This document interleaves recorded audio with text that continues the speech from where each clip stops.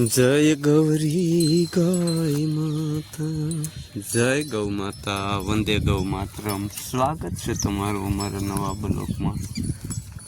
તો કેમ છો દોસ્તો? ખુશમાં હશો, હસતા રહો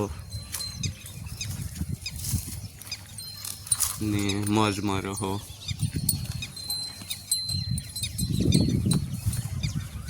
જય ગૌ માતા। तो आप निहाળી રહ્યા છો ગોકુળ ગીર ગૌશાળા બગુડા ધામ।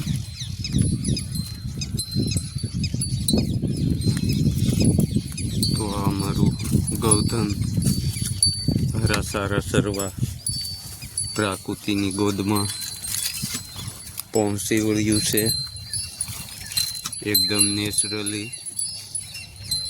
તો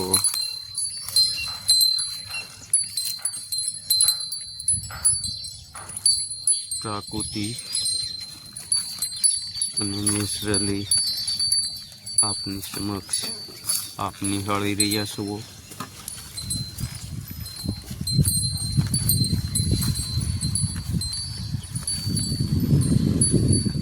તો આ ગીર ગૌશાળા બગુડા ધામનું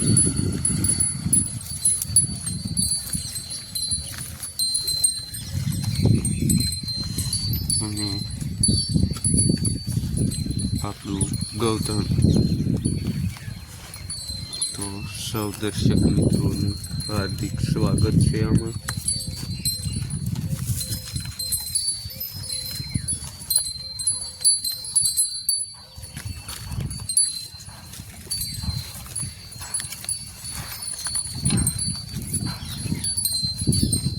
તો આ આપણું ગૌધન ગોકુળ ગીર ગૌશાળા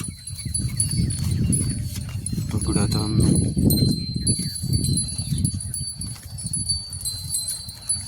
અને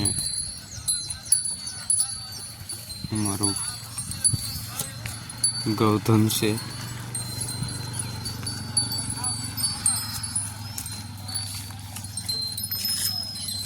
સૌ દર્શક મિત્રોનું હાર્દિક સ્વાગત છે। તો આ પ્રાકૃતિ અને નેચરલી કહેવામાં આવે છે।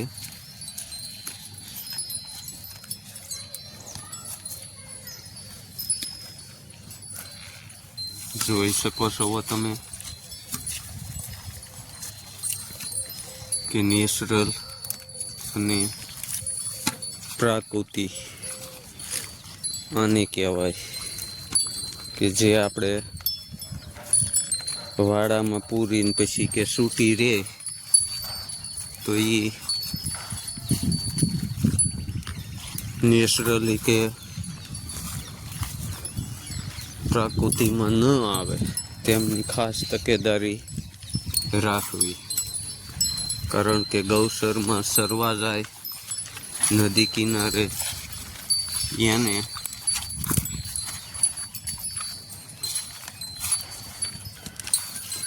ઓર્ગેનિક પ્રાકૃતિ કહેવામાં આવે। તો પ્રાકૃતિ એટલે કે આપમેળે કોઈ પણ મહેનત વગરનું થાય અને પ્રાકૃતિ કહેવામાં આવે છે।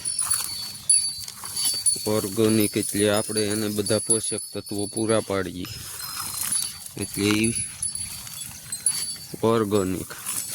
પણ આ તો આપમેળે કુદરતી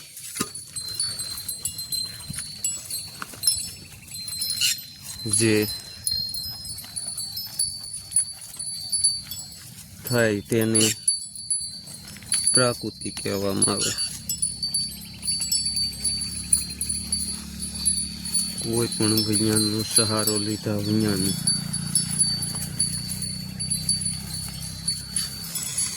તો જોઈ શકો છો તમે આપણું ગૌધન પ્રાકૃતિમાં લહાવો લઈ રહ્યું છે। તો મળીએ આપણા નવા બ્લોગમાં।